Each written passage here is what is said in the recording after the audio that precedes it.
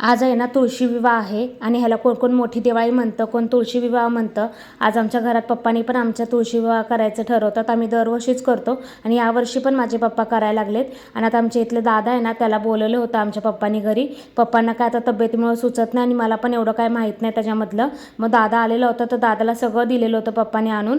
तर ते मस्तपैकी दादा पूजा करून घ्यायला लागलाय बघा. बेशिंग ठेवल्या त्याच्यामध्ये नंतर ना ऊस बीस लावलाय.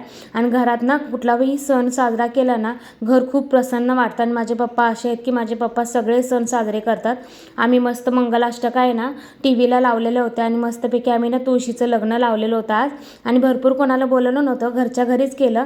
आपल्या घरात आहे ना कुठलाही सण साजरा केला ना, घर एकदम भरून आल्यासारखं वाटतं. आणि माझ्या पप्पांना खूप आवडतं असं घरामध्ये सगळे सण बिन साजरे करायला.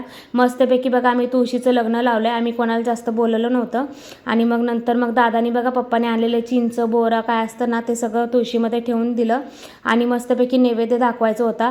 आणि दादानी आता फराळीचा जो नैवेद्य असतो ना आपला, तो देवाला दाखवून घेतला.